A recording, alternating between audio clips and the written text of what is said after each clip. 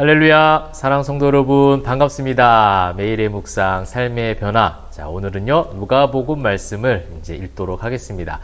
1장, 2장, 두 장의 말씀을 읽게 되겠습니다. 우리가 일전에 마태복음과 이제 마가복음을 읽었고요. 사복음서의 세 번째 누가복음 말씀을 읽게 됩니다. 각 복음서에 비슷한 내용들이 중첩이 되고 반복이 돼서 나오는 것 같아서 그냥 계속 반복된 이야기를 하는 것처럼 여겨지지만 그 각 복음서에 나타나는 특징과 성격이 있어요.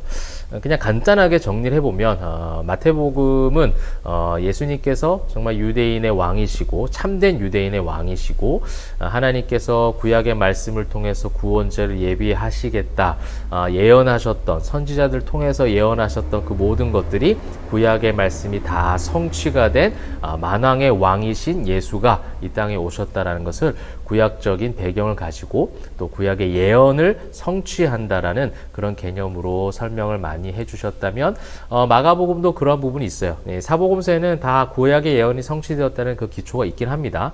이제 마가복음에는 조금 더 깊이 들어가서 예수님이 하나님의 아들이시다라는 그 권위를 한 번 더 언급을 하고 그 권위 있으신 하나님의 아들이신 예수님이 결국 대속물이 되어지는 종의 모습으로 오셔서 희생양으로 죄를 대속하시는 대속주이시다라는 것을 강조하고 언급하였습니다.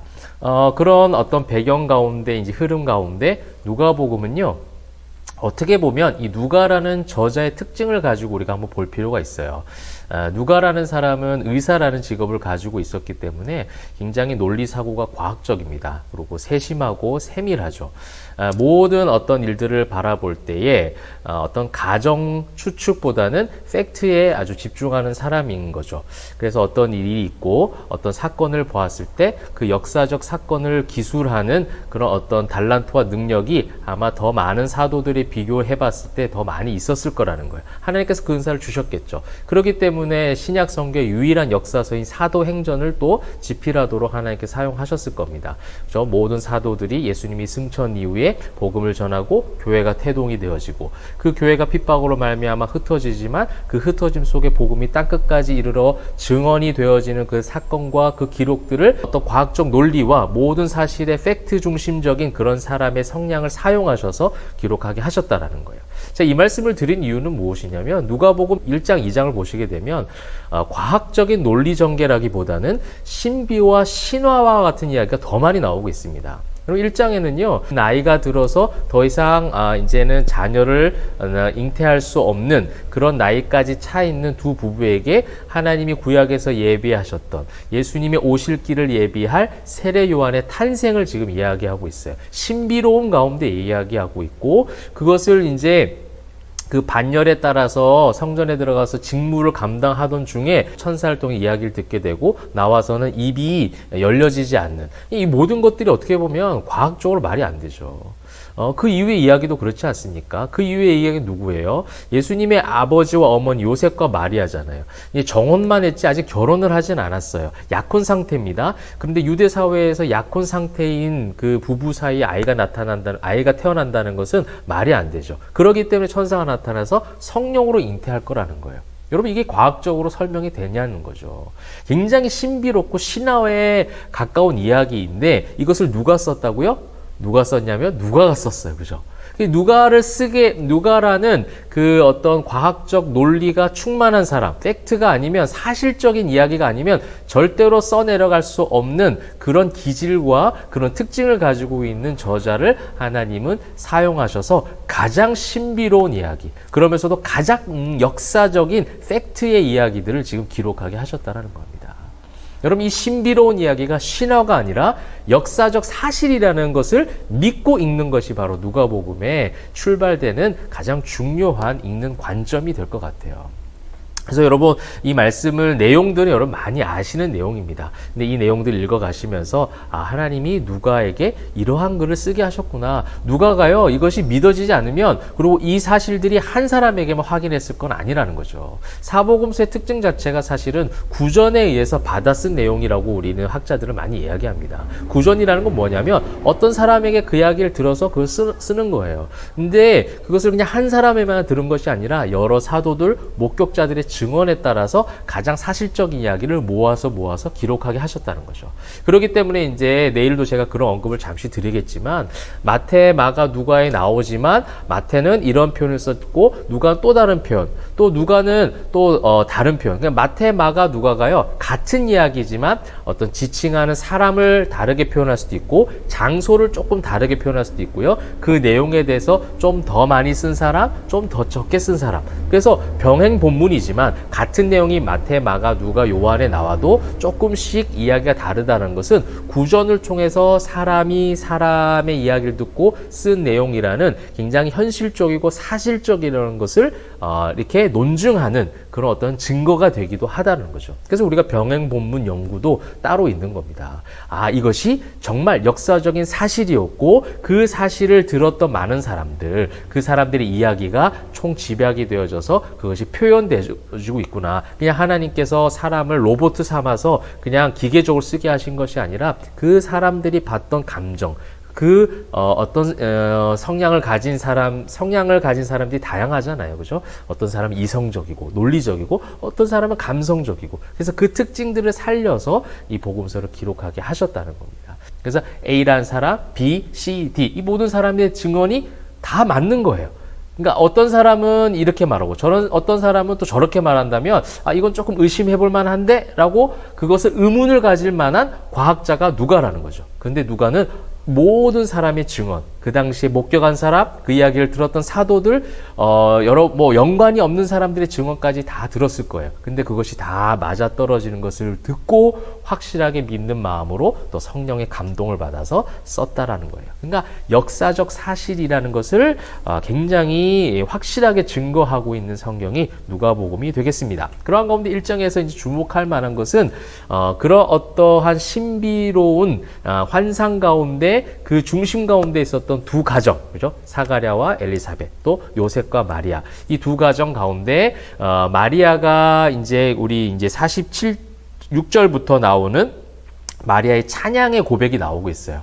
그 예수님이 이제 성령으로 잉태될 것이다라는 그 소식을 듣고 그 소식을 믿었던 마리아, 그에게 믿음을 주셨던 하나님께서 그 믿음의 복을 허락하셨는데 그 복된 사람이 예수님을 하나님을 찬양하는 지금 장면들이 46절부터 나와요. 그래서 내 영혼이 주를 찬양하며 내 마음이 하나님 내 구주를 기뻐하였으면. 자기의 육신은요 사실은 두렵죠. 자기의 육신은요 율법적으로는 지금 죽임을 당할 수도 있는 위치 가운데 있어요. 처녀가 잉태하다니 이것은 돌에 맞아 죽을 만한 그런 위기와 두려움 속에 있지만 내 영혼과 마음은 기쁘다라는 거예요. 내가 선택받았다는 거죠. 여러분, 육신의 한계와 위기와 두려움을 뛰어넘는 예수로 인한 마음의 기쁨과 찬송이 넘쳐나시길 바랍니다. 그리고 이제 사가랴가 뒤에 나오는데 67절부터 이제 사가랴가 성령의 충만함을 받아서 이제 하나님 앞에 찬양하는 거예요. 이제 세례 요한이 태어났고 막혔던 입술도 이제 열려지게 되었습니다. 그래서 이 닫혔던 입술이 열려지자마자 성령의 충만함으로 하나님을 찬송하고 있는데요. 그 하나님이 죄사함, 그 구원에 대한 모든 구원사적 메시지가 여기 담겨져 있어요. 이제 사가랴와 엘리사벳도 나이가 많아서 아들을 얻었잖아요. 이것은 무엇을 또 예표하는 겁니까? 구약에서 아브라함과 사라의 이야기, 그죠? 그렇게 해서 이삭이 나왔잖아요. 그리고 그 이삭을 하나님 앞에 제단에 바치는 그 모리아산에서 제단에 바치죠. 실제로 이것이 예수님이 이 모리아산은 어떻게 보면 예루살렘 성전이거든요. 그곳에서 십자가에 못 박히는 예수님의 이야기가 예표가 되는 것이죠. 그것을 준비하는 이 사가랴와 엘리사벳 가정, 또 세례 요한, 그 길을 준비하는 그런 어떤 과정 가운데 사가랴가 그 구원의 언약이 아브라함 때 맺어진 하나님의 구원의 언약이 지금 성취되고 있다는 것을 직접적으로 72절과 73절에서 표현을 하고 있습니다.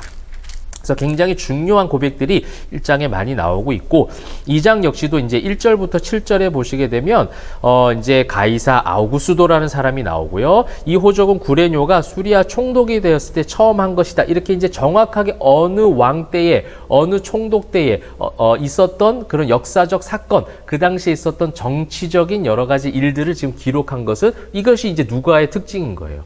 그냥 뭐 이런 일이 있었다라고 하는 신비로운 이야기만 소개하고 끝나는 것이 아니라 무슨 시대에 또 그때 어떤 정치적 사건이 있었을 때에 요셉과 마리아도 고향에 돌아와서 이제 호적, 그러니까 인구조사를 하는 일에 참여를 했다는 거죠. 이것이 이제 그 요셉과 마리아의 가정과 그 역사적인 사건이 함께 연결되도록 해서 이 모든 신비로운 사건들이 신화가 아니라 실제다. 이것을 지금 증거하고 있는 하나의 표현이 되겠고, 그 다음에는 여러분 잘 아시는 대로 목자들이 나오고요. 그 목자들이 이제 예수님의 탄생을 기념하게 되죠. 그 가운데 천사들도 만나고 신비로운 이야기들이 계속 나와요.